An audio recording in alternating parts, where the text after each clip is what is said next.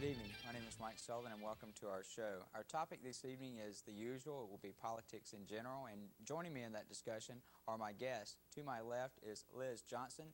Liz is a former chair of the Democratic Party of Mecklenburg County. She is also a local radio celebrity, and it's a pleasure to have her here this evening to discuss some of the issues that are facing Mecklenburg County. Next to Liz is Skip Ward. Skip is the chairperson of the Uptown Democratic Forum, which is a group that meets, I think, on the third Thursday of each month and address some of the issues facing the Democratic Party, and he's quite active in other activities in the party as well. And next to me is Mrs. Louise Brennen, who is a former member of the North Carolina General Assembly. She is a former chair of the Mecklenburg County Democratic Party and has been so active in the party for a number of years. It's a pleasure to have you here this evening with us. I'd like to start off with you, Louise. The first question, I think this is something that Democrats always look at, that in the past, and we've always been taught that the South and the Democratic Party were one. That seems to have changed over the years. If at best now I would say we're a 50-50, and probably it seems to be stretching toward more of the Republican side than the Democratic side. What has happened, say, in the last 30 years to the Democratic Party in the South? Richard Nixon's strategy dealing with the South over integration, and that tipped a lot of our southern states into the Republican column, and they remain there. And it's quite interesting to watch, how it's happened, and we haven't been able to regain them. Clinton did a pretty good job, trying to reclaim them, but we still are predominantly Republican now.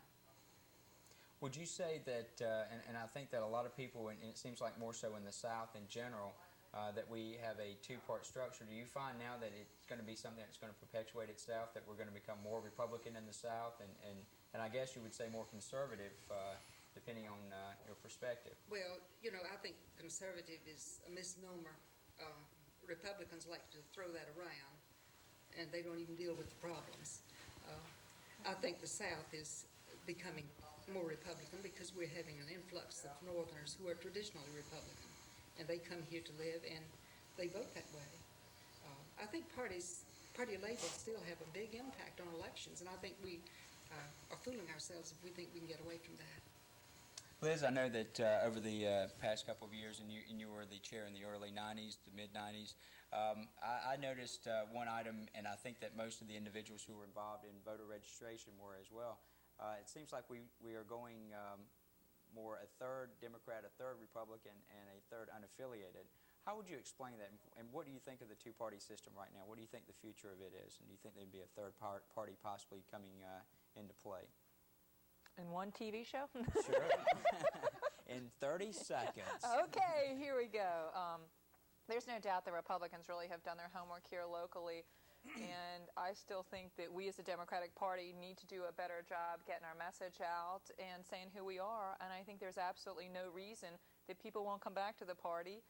We're the one, like Louise said, we're in there trying to solve the problems. They're not very easy, and you don't make a lot of friends that way, but there's some tough problems, and I'm really proud that our party has stood on the right side of integration and gay issues and education, and I'm all for them. So you think that the swing that has developed, say, over the last 25 years will eventually swing back in the other direction? I think if we ever get a chance to get our message out, I think it's very, very possible. I would like to bring up a point also, and Skip, I'll address this to you. And I believe it was in 1960-61, the system of electing delegates and individuals to the conventions changed. We went from where the decision was really a surprise coming out of the conventions to a primary system where it was basically a rubber stamp, where the individuals who had collected enough of the delegates through the primary system was obviously going to be the nominee. Do you think that was good or bad for the party structure and for, say, democracy in general? Well, Mike, in retrospect, I think it was bad. In those days, when the primary system first started, I thought it was a good idea because I thought it would give more people at the grassroots level the chance to actually have a voice.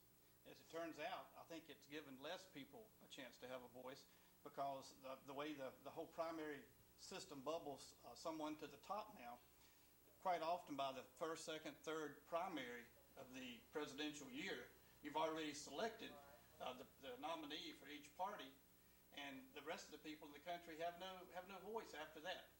And what I think has happened is, and this ties into why people are changing the registration, and also why people are not voting in large numbers, is when you take that away from people and they feel like they have no real voice, then they tend to back away. They tend not to vote.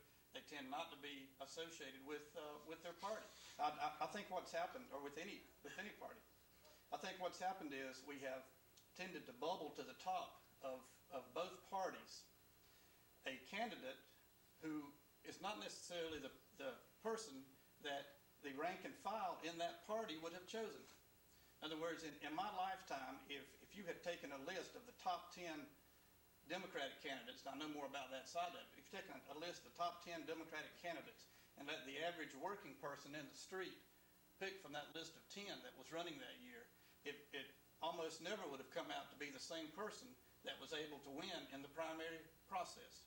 And so I think we need to go back, not just to the convention, but to make sure we start the convention process from that most basic political unit in your own neighborhood, in your precinct.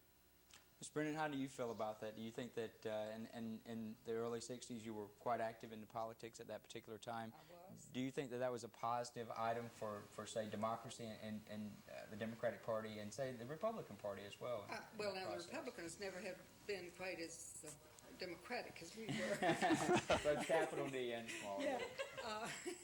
I think, and I agree with Skip, it's a very good idea. As a matter of fact, I became a delegate to a convention because of the primary system and you know, the resulting choice of candidates. As a political scientist, I'd tell you that the convention does a better job because you have people in the convention who are active politicians and they screen candidates, and we don't have embarrassments running as candidates for president or whomever, because the convention wouldn't allow that to happen. Would you like to give any names or anything?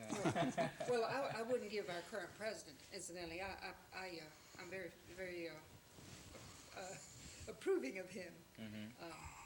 But I wouldn't, but in the past, look at the Republicans too. In the past, they chose Goldwater, and there wasn't a chance in the world he could win. But a convention really does a good job. They screen out the skeletons in the closet, and then they lobby to get the public to support them. That's not all bad. Although I really am kind of a Democrat with a little d, and I like to think that ordinary people can become delegates to conventions and can have a voice in choosing candidates. I'm not sure it works that way. It should, because we've gotten it so complicated now. It's hard to explain to someone how they can become a delegate, and it used to be very simple. So, you know, I think we need to sit back and look at all our strategies and change them. I think the idea probably is pretty good to have primaries. It keeps the rank and file interested in the process. Yeah. And in a democracy, if the rank and file is not interested in the process, you're going in the wrong direction.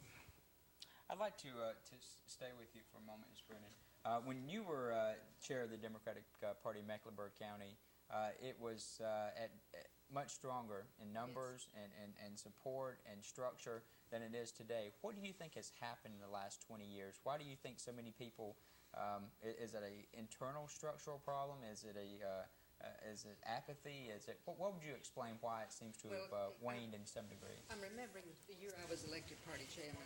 We must have had 3,000 people at the Merchandise Mart as delegates from the county convention. Now we'd be lucky to have 300. But I think the party structure, the party has allowed itself to move away from the people. Skip's exactly right. I think we've had a couple of things happen to us. We've had television, and we've had computers, and poor party leadership, which actually made us lose touch with the rank and file. And if you do that, you're going to lose, and that's what's happening to us right now. And it needs to be changed right away. Well, we've got political action committees that are funneling the money to candidates and bypassing the party, and they're picking the candidates, which again diminishes the party's power. If you had a strong party, the tax would funnel it through the party. But see, you don't have that. And Mike, you've got the Republican Party painting the Democratic Party as extremists. And quite frankly, they've done a good job of painting us that way, but the record doesn't show that's the case. Well, and this is just a point of reference. I did have an opportunity just recently to speak with Miss Linda Daves, who is the Republican chair at this present time, and she seems to be having a lot of the same problems that the Democratic Party is having. So it might be perhaps more apathy from the voter overall, and not just more so for the Democrats. Ms. Brennen brought up some points, Liz. From the time that she was chairperson to the time that you were chairperson, what was some of the items that she had mentioned that you would say that created, say, where we're at now? What were some of the items that you were witnessing that were going on? As far as party structure? Party structure and say support overall from the community and I think it gets back exactly to what Skip and Louise said. I mean, we had lost touch with the people who do all the work, and those are the volunteers, and we just need to get back to thank them and just let them know that their job's important. And that's the base of the party, and they're the ones that we need to give credit to, because they're the ones that elect these people and do the work. Skip, I know at the most recent convention, the county convention back in April, the chairperson Cameron Harris made several statements, and it was in regards to the state of the party and the state of the party in Mecklenburg County, and he referred several times to the new. I've made some notes here. We need new people, new ideas, and new approaches. What are some of the new ideas and some of the new people and some of the new approaches that you see as someone who is on the upswing in the party? And I've heard that you might be chair. I don't know if that's true. No. After this, he'll never do it. Are you kidding after watching these two? Some of the issues, Mike, and one of the issues came up at the convention this past Saturday. And one of the things we're seeing with all the growth in Mecklenburg is that some people believe the old precinct system may have outlived itself. And I tend to agree in some cases, particularly in large urban areas like in Charlotte. When you have so many precincts, we have what now, 160? 59, 160. We're over 170 now, and it's growing. 170 precincts. And of course, some are heavily Republican, some heavily Democrat. People are feeling like they have lost touch. And what's happened is those precincts, in my opinion, no longer necessarily represent a particular neighborhood. Precinct lines cross across recognized neighborhood lines. They aren't drawn from what I call population centers. In other words, people that live, say, in the university area or the lake area or the South Park area, they all have interest in common. They have certain issues that affect them that are in common. And they end up with their precinct lines split so that they can't join together. We also have what I call a critical mass problem. When you've got 170 precincts and you've got the apathy we do anyway, and the reason I call it a critical mass problem is you have that many precincts. It's hard in many precincts to get enough people together to make you feel like you're doing anything. You have to have 10 precincts. I think both parties are this way. You have to have 10 precincts to have a quorum and to organize a precinct. What ends up happening is you get 8 or 10 of the active Democrats or Republicans in that precinct. They come out, and then they don't feel like anything happens from that point. They don't feel like anything can happen with a group of 8 or 10 people. And in many cases, they're absolutely right. One of the proposals this past Saturday at the convention was that we start clustering precincts. In other words, just as an example, say all the precincts, even if the lines are still drawn the same way they are, all the precincts that are surrounding, say, the South Park area could meet as a cluster. Then instead of having 8 or 10 people in one small precinct, you might have 70 people. You could still organize the same precincts you have now, but you would have 70 people there, and you would have what I call crossing that critical mass line so that you feel like you've got enough people to do something and enough people to generate some excitement. And then you would start to see more activity. People would come to their precinct meetings if it were in larger clusters because they simply feel like then they have a way of connecting not only to the precinct but to the government. And that's, in my whole opinion, that's why we have people registering unaffiliated. That's why we have a low voter turnout. People feel disconnected from being able to actually have a voice.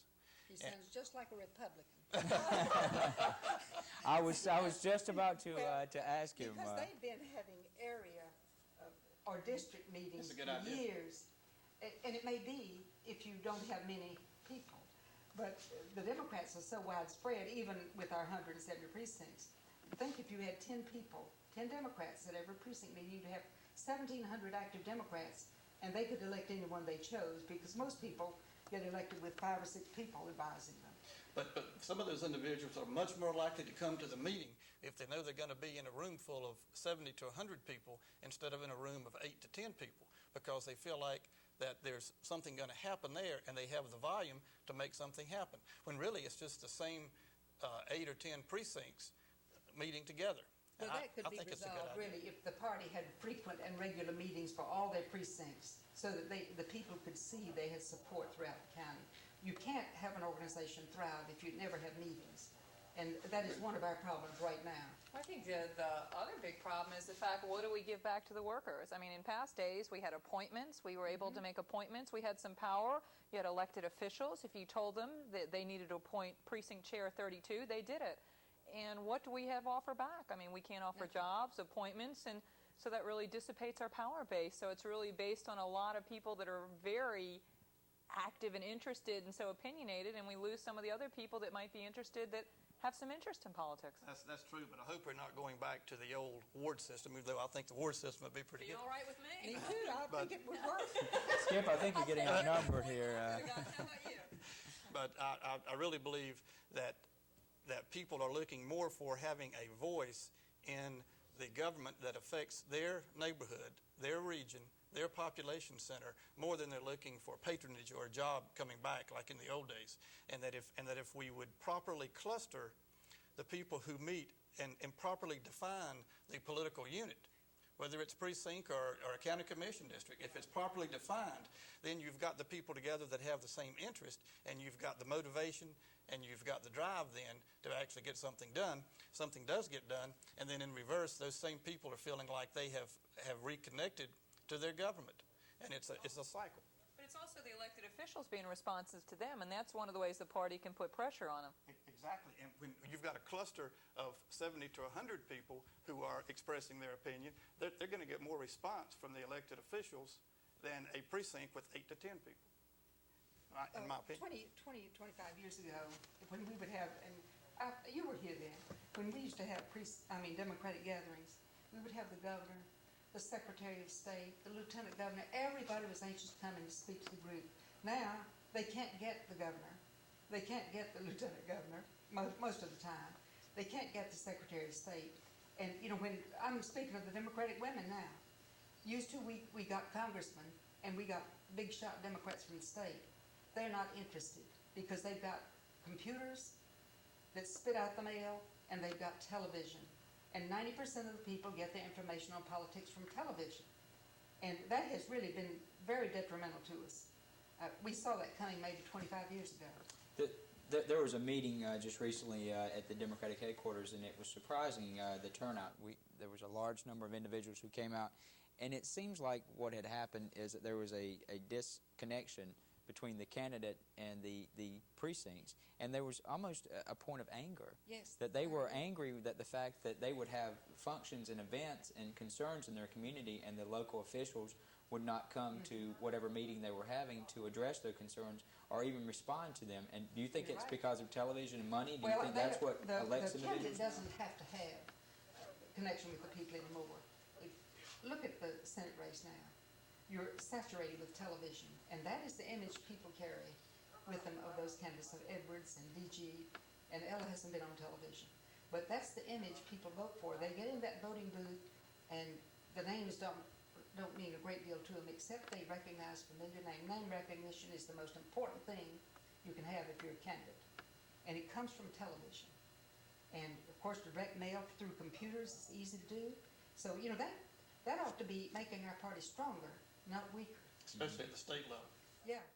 But look who controls the media outlets. I mean, when Pat Robertson gave 800 stations to the right wing, and we have no moderate or liberal voice here in our own market. I mean, I think that's really sad. We never get to make our case. They pulled you off the radio too, Well. and you were, you know, and you were, you know. Yeah, I was liberal. I still am, so.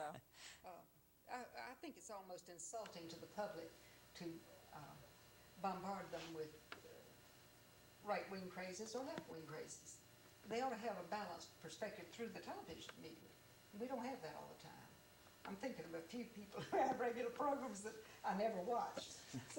Not this one, of Not course. yours. I was going to say definitely not this one, but I did want to mention to you, Skip, and this was brought up after the convention. I'm not slamming on you for you because obviously you're semi-outnumbered here, but two groups I heard discussing were the individual who had brought up the proposal of possibly having a community-oriented something along the lines of a precinct or a district. One of the ladies mentioned, she said, I live within 100 feet of Myers Park, but I live in the Cherry community. I have nothing in common with these people, and what would be a situation of having Myers Park and the Cherry community coming together? If it's a community-oriented group, wouldn't you find a distinction there? Wouldn't it be better to have a precinct where the groups are on level grounds and both are legitimate organizations that can move forward? Instead of having because I can imagine, I mean, if you have a party in Myers Park, it's going to be different than a party in Cherry community, and I would wonder what would be the situation. Would it be a galvanizing point, or would it be a point of bringing people together? I can see both sides of that. First of all, I don't. Like a politician, right? I don't think he's going to answer that question. No, I am. For sure. I am. I think there's a good answer to it. One is that no one that I know of that's interested in these cluster precincts or cluster meetings has any predefined lines of where they should be. In fact, in one of the meetings where we were discussing this resolution, I argued not to draw any at first at all and let the lines evolve naturally. So that in the case that you mentioned, if we let that happen, then a natural precinct and a natural cluster may evolve right there in the Cherry community. We aren't interested in making the situation worse by putting unlike groups together. We're interested in defining a group, even if it's a small group like Cherry. If it is a politically definable group, then let it be a precinct. So that's the one answer on the side of letting them evolve to be what they want to be. That's it. What we don't want to happen is somebody go downtown and say, okay, here's the map. Let's start at Myers Park High School and draw a mile radius circle. That's not what we're looking to do. We're looking to let natural neighborhoods evolve into their natural precinct clusters. The other side of that is the way with our community and the way our government services work. I think the people in Cherry and the people in Myers Park would find they have a lot in common when it comes to the delivery of city and county services, and for that reason may very well want to come together. When something's happening, when road construction or zoning happens along the Queens Road area there, right above Cherry, that affects people in Cherry and in the Myers Park area. So in my opinion, even though I'm for evolving into natural areas, I think just knowing that section you're talking about, that Cherry and Myers Park could make a very good team together. I'd like to switch gears here because we are sort of running on time, and I'd like to ask Ms. Brennen how you feel about this. I've heard it described as winning without winning, and I've heard it described as treason, and I've heard it described as the best of a bad situation. How do you feel about the various groups in the community that are urging Democrats to switch their affiliation to unaffiliated so they can vote against Republicans in districts that are heavy Republican, mainly 1 and 6? I think it's silly, and it's going to devastate the party system even more, because once they transfer over to unaffiliated, the Democrats will have to work very hard to get them back. So will Republicans. And I don't see unaffiliated voters having a core to work for the good of the community. I really don't. I'm appalled that the Charlotte Observer has been pushing that. And of course I haven't said a word because I just wasn't able to take that on. But I do think it's ridiculous, and I hope that if it goes on a ballot, it'll be defeated. So that we will keep our party labels. It's served us well for 200 years. I see no reason to throw it out. Liz, how do you feel about individuals switching their affiliation, I guess to know none of the above, so that they can vote against the less of two extreme depending on their political affiliation. Well, I think there's been so much hatred in this community. I mean, I have to tell you that I switched mine. It's not possible for me to live in a community and not speak out against that much hatred against homosexuals and gays and lesbians. I feel very uncomfortable with it, and it was something I really fought hard about, and I feel very strongly about who I want to vote for. I want a representative that's going to represent me. But as soon as I vote, I'm going to turn my party affiliation back. I think we have the best party platform, whether you're from Cherry, you agree with it, or from Elizabeth, and that's what we're not doing a good enough job is talking about our party platform. It is simply the best, and it represents the most people instead of a narrow band of interests like the Republicans. Skip, did you switch your party affiliation? Absolutely not. The party system has served us well. I think it will continue to serve us well. If you eliminated both parties, within 10 years it would evolve back into two parties again, because that's the natural order of things. That's how things get done. And I really believe that this is an effort, in many cases, on the Republican side, to under the guise of let's do something nonpartisan to get people to move away from the Democratic Party. One of the arguments for doing this is effective leadership, because they're saying we need to move to the center so you can vote in either party and we can elect effective leadership. Well, I've got news for them. We've got effective leaders running in all districts on the Democratic Party, and we've had in Parks Helms and Becky Carney at the head of the ticket there. We've had effective leadership there for the last 2 years. So there is no reason. I don't see these same people that are encouraging people to change parties. I don't see them talking about Parks or Becky and telling how effective they have been. So the answer to your question is I would never change my party label, and I'm going to work to show everybody that we have good candidates running in all the districts. I would like to mention one thing that I've noticed is that for those individuals who have been mentioning possibly switching their affiliation, they've never actually come up with a plan to bring them back. And I've heard numbers as many as 3,600 individuals have switched their affiliation. So that could be enough to really switch elections. Well, Again, they though, ruin elections like the senatorial. the senatorial, election, too. most definitely, You know, most definitely. And somebody didn't think clearly through that. I think you can accomplish the same thing by educating the public, which Liz has been an advocate of, and telling them, and they can still be in their party, and they can work to influence those Republicans in their district to defeat those people. But aren't we letting the Those money take over? Huh? Aren't we letting, the big PACs are taking over, they're doing the job that the party should do, and people aren't getting the information, so the corporations are sending out information, and all of a sudden we don't know who to believe. Well, it's because the parties haven't been visible, and the corporations, somebody fills a void, and obviously the big money has filled this. We ought not allow that to happen. We are running out of time. I do appreciate you all being here with us this evening. And as always, we will be back same time, same place, second Saturday of each month, 8:30, the show. Have a good evening, and thank you. Yes, they should have our mics down. I hope so. Are we through now? Yes, ma'am. We just sit here and while they're rolling the credits, or they should be rolling You credits know, right now. what I see with what came out of the convention is that somebody's trying